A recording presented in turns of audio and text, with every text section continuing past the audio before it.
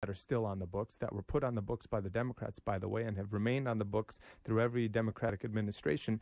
I'd like to see those removed, but let's start at the very least with EFCA, with the Employee Free Choice Act, with card check.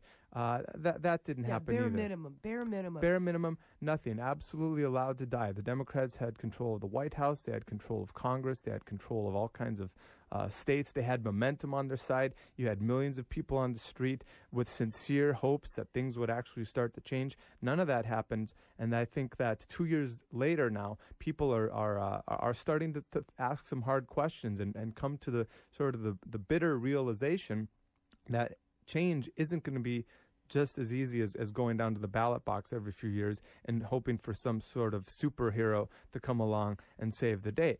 Change is only going to come about if we ourselves start organizing, if we start organizing in our workplaces, if we start organizing on the streets, and if we start building a genuine mass political alternative that can actually challenge the power of the big corporations and their parties and put forward ideas and fight for things that actually would improve our quality of life, like universal health care, like, universal access to free, quality public education, good retirement benefits, a decent minimum wage, a much higher minimum wage, let alone cutting the minimum wage like this guy you mentioned earlier wants us to do. I mean, these are concrete things that would improve people's quality of life, and I think that's why it's time for us to start building that alternative. I want to let people know again about the website. You can go to www.masspartyoflabor.org.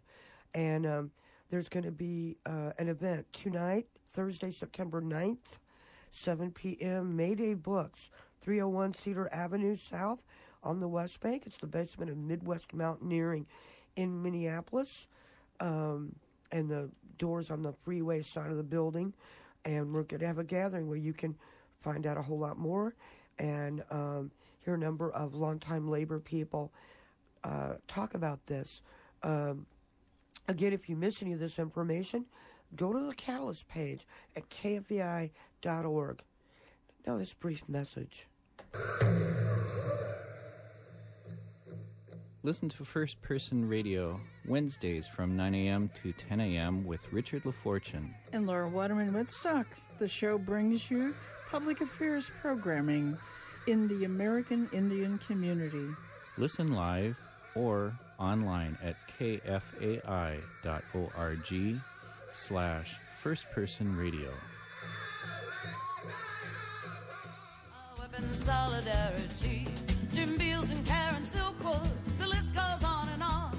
With every year that passes, 60,000 more gone. Oh, it's a war on the workers. War on the workers. Oh, it's a war on the workers. War on the workers. Oh, it's a war on the workers. And it's time we started calling the shots. And again, Ann Feeney, one of the great labor singers of our day. That's from a wonderful CD called Have You Been to Jail for Justice? And in the house we have John Peterson, part of this truly critical and long overdue initiative, Campaign for a Mass Party of Labor. Those two oceans on either side of the United States still seem to have be in our minds, that the Americans oftentimes are very isolated about the rest of the world. Isn't it true that in other countries, other Western industrialized nations, it's just sort of standard operating practice that there's a labor party in every country? Sure. I mean, every other advanced industrialized country has a workers' party, sometimes more than one in a lot of countries. And it is, again, we were talking about the struggles of the unions in the past to fight for better wages, to fight for the 8-hour day and so on. And a lot of these benefits that we have today came through sort of by extension from these labor struggles. But what we never had in the United States was the formation of a political party that could directly influence legislation in favor of the working class majority of this country. And now these are things that other countries do have. Now we get a lot of sort of distorted news about the labor movement and about political parties in other countries. We're told that people in France are lazy, or that people in England have a terrible healthcare system. We're told that these things don't work. But the fact is, in all these countries, you have universal access to health care, including basic preventative care, which is really the most important kind of care. Not everybody needs some high-tech brain surgery, but everybody needs access to basic care, to basic, prenatal care and things like that to make sure that we can have a healthy, functioning society. As far as some of the other things like a shorter work week or higher wages or, better protections from getting fired on the job, we are told in the United States that these kinds of things, that they're bad for business. What that really means is that that's bad for profits. But what these things are good for is for workers, and that's us. And isn't it crazy that we work longer and harder now than ever, and yet profits are up still? I mean, a lot of corporations are making profits. The CEOs are still getting these massive bonuses, and yet we have, over 8 million jobs have been lost. They think that there's a jobs gap of about 10 to 11 million jobs that are missing, quote-unquote missing, from just a couple of years ago. And yet the GDP continues to grow. The economy continues to grow, which means that fewer workers are doing more work for less pay. Well, this is the new standard now.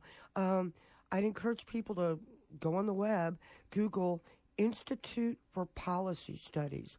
Brand new report just out showing companies whose profits are up, the top companies whose profits are up, who are laying off thousands of workers, and their CEOs are making disgusting salaries. On average, $12 million a year for the CEO, but you just let go 14,000 workers, and your profits are up. So this idea of, we hate to lay off people, but it's a hard economy. Hard economy for who? The new business model is, let's see how much work can we squeeze from fewer workers at less pay. That's the Institute for Policy Studies, up to the minute. If this doesn't tick you off, nothing will.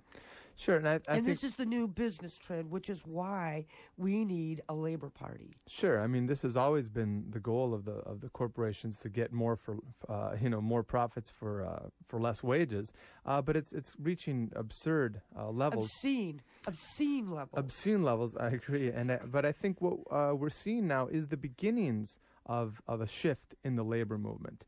Now, I've had this idea personally that we need a labor party for as long as I've been politically active, that we need another political party here in the United States. And let me say that when we talk about wanting a mass party of labor, we don't want a third party. There's a lot of third parties out there, a lot of parties that sort of take some votes from the Republicans or take some votes from the Democrats, or take up some of those demographics. Not stealing the votes like this that they blamed Nader for back in 2000, but they sort of fill a niche to the left of the Democrats or a niche to the right of the Republicans, serve as little pressure parties on those main parties. We don't want a third party. I think we need a first party. We want a party that's going to come to power. Let the Democrats and the Republicans fight over third place, or continue their fusion into one party that could actually then continue the policies that they both pursue anyway. But there's some changes taking place in the labor movement, which I think make this idea much more concrete and realistic nowadays. Like I said, I've been in favor of this for a long time. I know a lot of other people have been as well. But now we see some real shifts taking place that indicate that in the rank and file of the labor movement, there are some stirrings in this direction. And some of them are coming from some pretty interesting parts of the country. Now, it may not surprise people that in Pennsylvania and Pittsburgh, good working class city, the steelworkers were about to run one of their own against the incumbent Democrat in the midterm elections. They were going to run a guy named Jack Shea against the Democrat. Now, that ended up not happening, but that showed that there was interest in actually taking a politically proactive stance as regards these elections. And since we don't have a mass party of labor yet, to at least run independent labor candidates against these people. But then also, this might surprise some of your listeners, in the Carolinas, in South Carolina, the Labor Party, there was a Labor Party in the United States, the beginnings of a Labor Party back in the 1990s.